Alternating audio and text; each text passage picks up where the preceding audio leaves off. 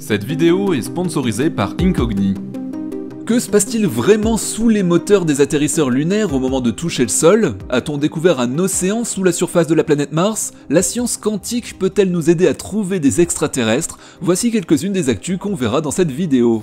Salut les terriens, c'est Quentin, bienvenue sur le Journal de l'Espace, l'émission où on fait le tour de l'actualité spatiale de la semaine.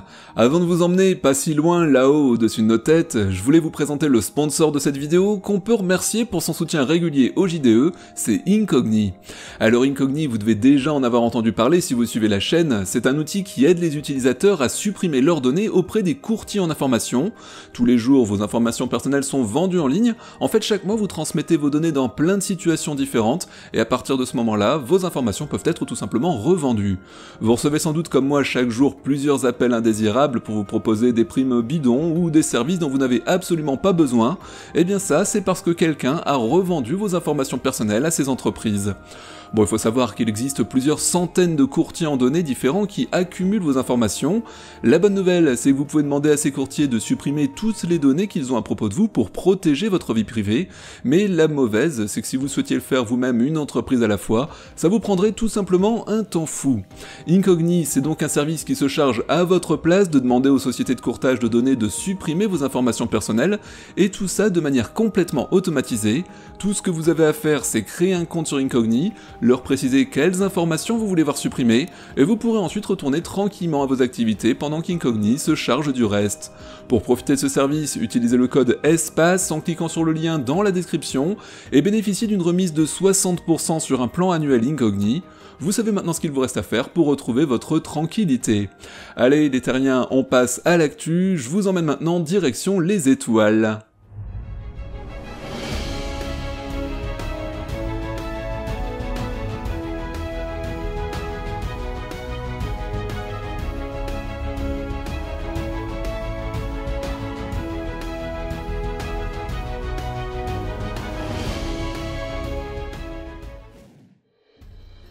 Ça peut paraître étonnant, mais dans un passé lointain, Mars, la mystérieuse planète rouge, ressemblait plus à un parc aquatique qu'à un désert stérile. Imaginez des rivières et des ruisseaux serpentant joyeusement à sa surface, et ça, c'était il y a seulement 600 000 ans, ce qui est finalement peu. Hélas, ce conte de fées a pris fin quand le champ magnétique de la planète s'est volatilisé et que son atmosphère a décidé de prendre des vacances. Résultat, Mars est devenu une planète aussi froide qu'un congélateur à moins 63 degrés Celsius. Impossible donc pour la vie de s'y installer, même les microbes les plus coriaces ont fait demi-tour, ou en tout cas n'ont pas eu le temps de voir le jour. Mais tout n'est pas perdu. Pour rendre Mars plus hospitalière, il existe une solution qui pour l'instant reste encore de la science-fiction, c'est ce que l'on appelle la terraformation, le nom scientifique que l'on donne au processus qui consiste à transformer le climat d'une planète pour la rendre habitable. Alors, comment faudrait-il s'y prendre pour réchauffer cette planète frigorifique? Eh bien, figurez-vous que de brillants cerveaux ont pensé à tout, même s'il faut bien avouer que certaines solutions sont un peu tirées par les cheveux. D'abord, ils ont eu l'idée d'utiliser des tuiles de gel transparent pour capter la chaleur. C'est sympa sur le papier, mais il faudrait expédier des montagnes de matériaux depuis la Terre, donc autant dire que même avec des dizaines de Starships, cela revient à vouloir repeindre l'Everest avec un pinceau. On oublie. Une autre idée farfelue, c'est de balancer des gaz artificiels à effet de serre dans l'atmosphère martienne, comme les chlorofluorocarbures, les fameux CFC désormais interdits sur Terre. Problème ici, il faudrait dénicher des tonnes de ces composés fluorés sur Mars, des éléments aussi rares qu'un diamant dans une boîte de chocolat. Donc on oublie aussi. Mais c'est là qu'une équipe de recherche de l'université de Chicago, Northwestern et du centre de la Floride entre en scène. Leur plan, c'est d'utiliser des matériaux que Mars a en abondance, ici la poussière martienne. Et oui, cette même poussière qui donne à la planète sa teinte rouge iconique et qui recouvre les panneaux solaires des rovers n'ayant pas la chance de posséder un générateur nucléaire de type RTG. Leur idée de génie consiste à modifier cette poussière pour qu'elle piège la chaleur au lieu de la disperser. Alors, comment arriver à une telle prouesse? Eh bien en fabriquant des nanobâtonnets de fer et d'aluminium, aussi petits que des paillettes, mais bien plus efficaces. Ces nanoparticules réfléchiraient la lumière du soleil directement sur la surface de Mars, créant ainsi un effet de serre très puissant. Là ok, on tient peut-être quelque chose. Bon bien sûr, rien n'est simple, il faudrait des millions de tonnes de ces nanoparticules pour voir un changement, il faudra donc les fabriquer sur place avec des machines. Mais comparé au plan précédent, ce serait bien plus facile, et surtout l'approche est près de 5000 fois moins coûteuse que les précédentes. En libérant 30 litres de ces particules par seconde dans l'atmosphère martienne, les scientifiques estiment, et ça reste bien entendu discutable, qu'on pourrait faire grimper la température de Mars de plus de 10 degrés Celsius en quelques mois. C'est suffisant pour faire fondre la glace, et peut-être même permettre, si on est complètement fou, d'y faire apparaître une vie microbienne importée depuis la Terre bien évidemment. Bon, le meilleur dans tout ça, c'est que si jamais ça ne marche pas comme prévu, on peut arrêter le processus, et l'atmosphère de Mars redeviendrait aussi froide qu'avant en quelques années. Un projet de réchauffement réversible, c'est plutôt rassurant, non? Bon, ok, sauf peut-être pour la contamination microbienne depuis la Terre. Bien entendu, réchauffer Mars n'est qu'une première étape, et oui, malheureusement, son atmosphère resterait toujours irrespirable pour nous, les humains, mais avec de l'eau liquide à sa surface, de potentiels microbes pourraient commencer à produire de l'oxygène, transformant petit à petit l'atmosphère martienne, un peu comme la Terre il y a des milliards d'années. Alors, on est d'accord, ça fait beaucoup de si pour y arriver, et avant de se précipiter pour réserver des billets aller simples pour Mars, il y a encore beaucoup de boulot et d'incertitudes. Il faut peaufiner les modèles climatiques pour s'assurer que tout fonctionne comme prévu, et comme nous l'a déclaré un spécialiste de l'université de Chicago, les interactions climatiques, c'est pas du gâteau à modéliser. Il va aussi falloir avancer prudemment, avec plus de données de Mars et de la Terre, pour éviter les mauvaises surprises, car jouer au sorcier avec le climat peut s'avérer catastrophique si on n'a pas tous les cartes en main. C'est d'ailleurs bien pour ça que la géo-ingénierie solaire sur Terre n'est que très peu mise en œuvre. Bon, en tout cas les terriens, j'espère que vous l'aurez compris, la terraformation de Mars, ça n'est certainement pas encore pour demain.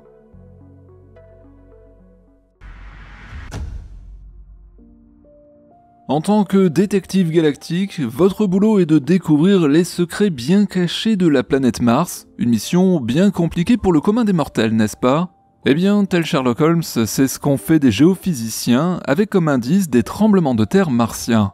Ils ont simplement découvert un énorme réservoir d'eau souterrain, suffisamment grand pour remplir des océans entiers sur la surface de la planète rouge.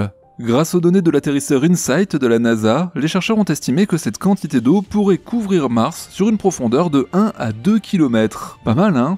Mais avant de se réjouir pour les futurs colons martiens, il faut savoir que cette eau est bien planquée, et pas qu'un peu. Elle se trouve en fait dans des petites fissures et pores de roches, à des profondeurs comprises entre 11,5 et 20 km sous la surface. Déjà que sur Terre, forer 1 km c'est un sacré défi, autant vous dire que sur Mars c'est mission quasi impossible. Cela dit, cette découverte ouvre de nouvelles perspectives pour chercher de la vie sur Mars. Imaginons qu'un jour on arrive à accéder à ce réservoir, ce serait un excellent endroit pour commencer nos fouilles. En attendant, cette trouvaille est une première étape pour répondre à des questions cruciales sur l'histoire géologique de Mars. Le détail de cette analyse est visible dans une publication à paraître dans le journal Proceedings of the National Academy of Sciences. On y apprend que les scientifiques ont utilisé un modèle mathématique de physique des roches, similaire à ceux employés sur Terre pour cartographier les nappes d'eau souterraines et les champs de pétrole. Leurs résultats montrent que les données sismiques d'InSight s'expliquent par une couche profonde de roches qu'on appelle ignées et qui sont saturées d'eau liquide.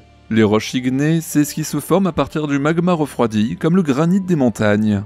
Alors une gigantesque réserve d'eau sous Mars, c'est bien beau, mais désormais la grande question qui se pose est la suivante, pourquoi ce réservoir souterrain ne serait-il pas habitable ? C'est tout à fait possible car sur Terre on sait que la vie prospère dans des mines profondes et au fond des océans. Alors oui, on n'a pas encore trouvé de vie sur Mars, mais au moins maintenant on sait où chercher.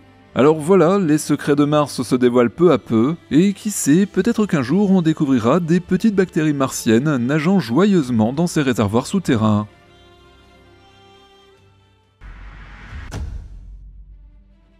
Imaginez un instant, un radiotélescope situé dans une région reculée reçoit demain un message de petit bonhomme vert de l'autre bout de la galaxie. Ça semble excitant, non ? Pourtant, malgré nos meilleurs efforts, pas le moindre coucou alien à l'horizon aujourd'hui. Depuis que l'idée de pouvoir discuter avec des extraterrestres a germé dans nos esprits, nous avons tenté toutes les techniques possibles pour capter leur transmission, mais rien à faire, toujours rien, ce qui signifie deux choses, ou bien il n'y a personne dans notre galaxie, ou bien notre technologie est trop primitive pour pouvoir capter quoi que ce soit, un peu comme une fourmi essaierait de communiquer avec nous. Cependant, il faut garder espoir car récemment, une nouvelle méthode a fait son apparition, la communication quantique. Sur le papier, c'est génial, mais pour capter ces messages, il nous faudrait un récepteur de plus de 100 km de diamètre. Et oui, vous avez bien entendu, j'ai bien dit 100 km. Malheureusement, autant vous le dire tout de suite, ce n'est pas demain la veille qu'il sera possible de bricoler une antenne de cette taille. Pour mieux comprendre ce qui se cache derrière ce terme générique de communication quantique, revenons un petit peu en arrière. La chasse aux signaux extraterrestres a officiellement commencé en 1960 grâce à Frank Drake. Le scientifique a lancé le premier projet sous la bannière de la recherche d'intelligence extraterrestre, ou SETI avec un S pour les intimes. Même si les débuts n'ont pas été couronnés de succès, depuis de gros radiotélescopes et des projets ambitieux comme Breakthrough Lithium ont pris le relais, mais encore et toujours aujourd'hui, aucun signe d'une autre civilisation. Bon, pour comprendre comment envoyer un message à Haïti, il faut déjà maîtriser l'art de la communication. Depuis 1948, de nombreux chercheurs ont travaillé là-dessus avec la théorie moderne de la communication classique, et dès 1959, on a réalisé qu'on pouvait déjà, en théorie, envoyer des messages interstellaires avec notre technologie humaine, ce qui est déjà pas mal quand on y songe.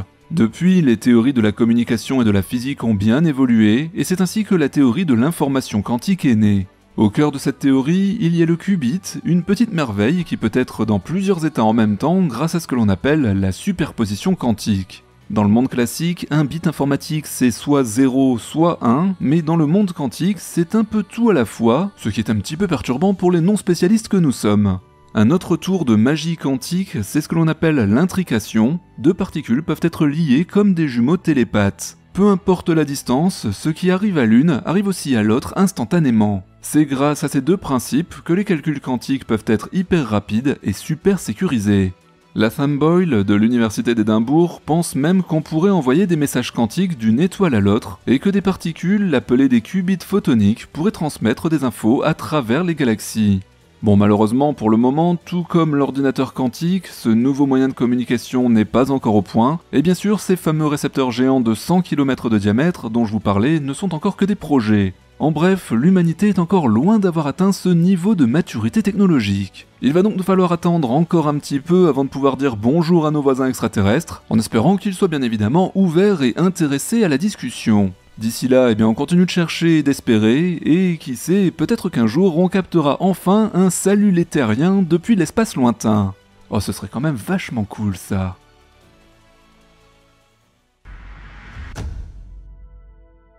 Imaginez que vous êtes dans un grand 8 spatial et que vous vous préparez pour une figure acrobatique qui va vous scotcher au siège. Eh bien c'est exactement ce qu'a fait la mission JUICE de l'Agence Spatiale Européenne avec une manœuvre vraiment balèze appelée le Lunar Earth Gravity Assist. En acronyme, ça donne LEGA. Ce pilotage spatial de haut vol permet de modifier la trajectoire de la sonde en utilisant la force gravitationnelle de la Lune et de la Terre. C'est la première fois qu'une sonde spatiale va voir son chemin redirigé à la fois par la gravité de la Lune puis celle de la Terre, une sacrée gymnastique cosmique. Pendant la nuit du 19 au 20 août, JUICE est passé du côté obscur de la Lune à une altitude de 750 km. Ensuite, en l'espace de 24 heures, la sonde a foncé vers la Terre à la vitesse folle de 150 000 km à l'heure, c'est-à-dire 41 km chaque seconde, s'approchant jusqu'à 6800 km de notre planète avant de filer vers le système solaire intérieur. Pendant ces petits tours de montagnes russes, plusieurs instruments scientifiques seront activés pour tester leur fonctionnalité et peut-être même collecter des données importantes. Parmi eux, la caméra Janus et l'altimètre laser Gala, tous les deux développés par le centre aérospatial allemand, seront de la partie.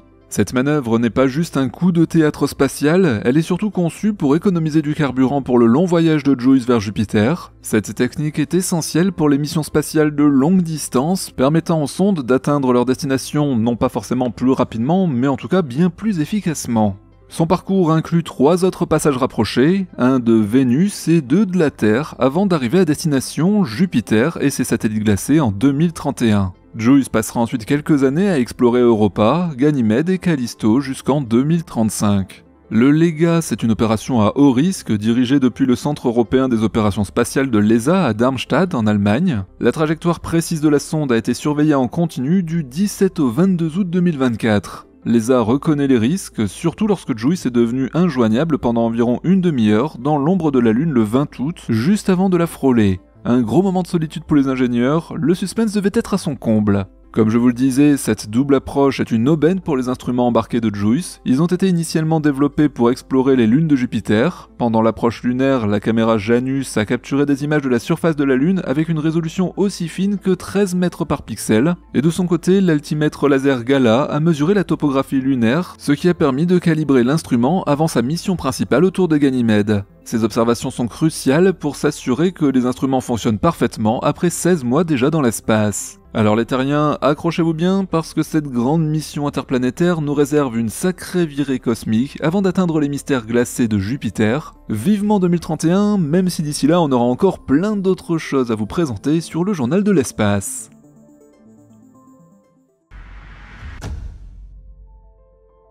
Que se passe-t-il vraiment sous les moteurs des atterrisseurs lunaires au moment de toucher le sol? C'est précisément ce que la NASA veut découvrir en envoyant une caméra high-tech, baptisée SCALPS, pour Stereo Camera for Lunar Plume Surface Studies. Elle permettra d'étudier les interactions entre les panaches des moteurs et le régolithe lunaire, c'est-à-dire la poussière et les cailloux lunaires. En août, la NASA a révélé avoir choisi Blue Origin pour transporter SCALPS sur un alunisseur qui va se poser au pôle sud de la Lune. Alors pourquoi Blue Origin? Eh bien parce que leur moteur BE7 est capable de produire une poussée de 5 tonnes. SCALPS a déjà fait un premier tour de piste en février avec la mission d'Intuitive Machines, mais les données recueillies étaient limitées compte tenu de l'échec de la mission. Une deuxième version de SCALPS prendra son envol avec Firefly Aerospace, mais la NASA a besoin d'une poussée d'au moins 3 tonnes pour que les mesures soient valides, et ça, seul Blue Origin en est capable pour le moment.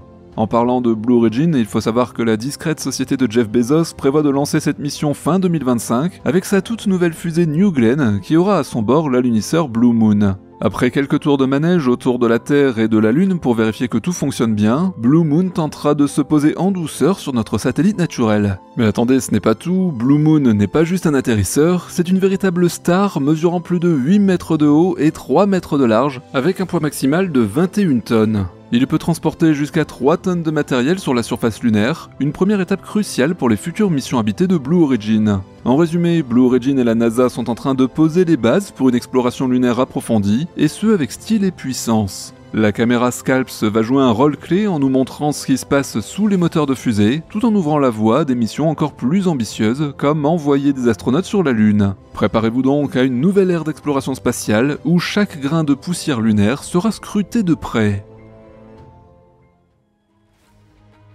Merci d'avoir suivi le journal de l'espace, n'oubliez pas le traditionnel pouce de YouTube et merci à Incogni d'avoir sponsorisé la vidéo d'aujourd'hui. Vous retrouverez les détails de leur offre dans la description. On se retrouve ce week-end avec le journal de la Starbase. Salut les terriens!